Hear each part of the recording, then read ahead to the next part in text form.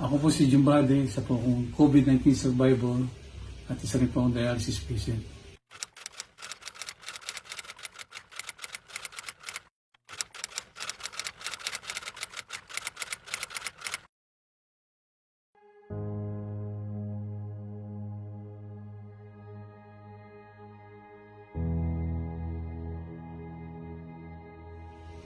Huling linggo po ng Marso ay nakaramdam ako ng mga sintomas ng COVID-19, pag-ubo at pagdudumi.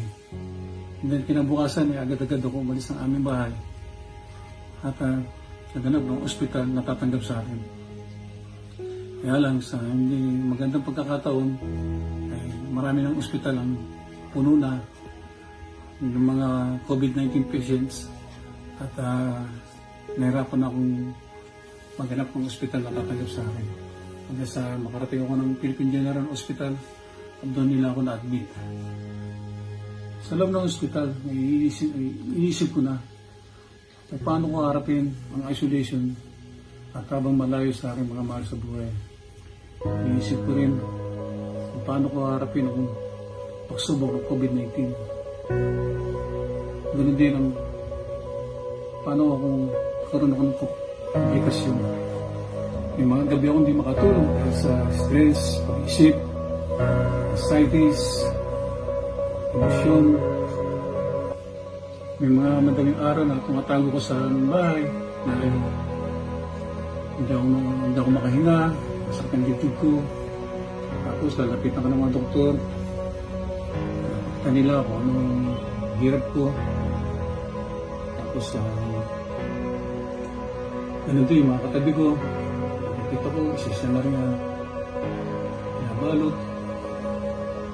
Nilakasan ko lang talaga loob ko.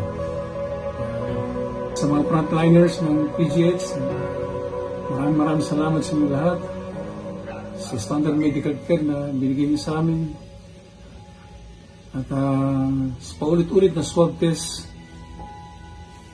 gusto ko rin magpasalamat sa product ng aming company na Empowered Consumerism. Ginamit ko ang Ultra Edge 2. Nakatulong to sa aking respiratory system habang nandun ako at nahihirap huminga.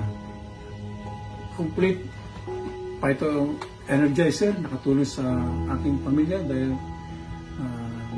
negative sila sa COVID-19 dahil malakas ang kanilang immune system. Hello guys! May susunduin kami ngayon na For good na! na malapit! Ito yung isa sa pinaka iniintay kong araw simula nung nagkaroon ng quarantine. Maraming binigdaanan yung family ko and sabi nga tiwala lang sa taas kasi guided tayo. Ayan na, susunduin na namin siya sa ospital.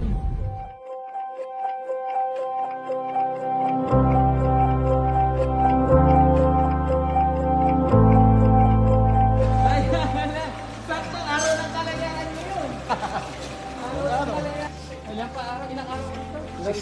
65 days. Yan ang mga bayani natin ngayon.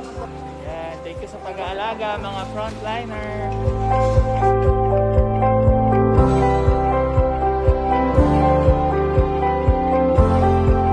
Yan guys, at last nakalabas na kami. Grabe si Papa, fighter talaga, tignan mo. Action star, siya pa nagda-drive. Paano masasabi mo, pang ilang buhay mo na yan? Marami-rami na rin. Marami na pinagdaanan. Buti na lang. Akala ko di na ako makakauwi ng buhay. Buti na lang. Walang nangyaring komplikasyon. Buti na lang. Nanalig ako. Nagtiwala ako. Kapit lang. Laban lang. May namamatay. Mga katabi ko, isa-isa nawawala. Akala ko, ako nasusunod eh. Ang hirap sa pakaramdam yung nakikita mo yung mga kasama mo binabalot.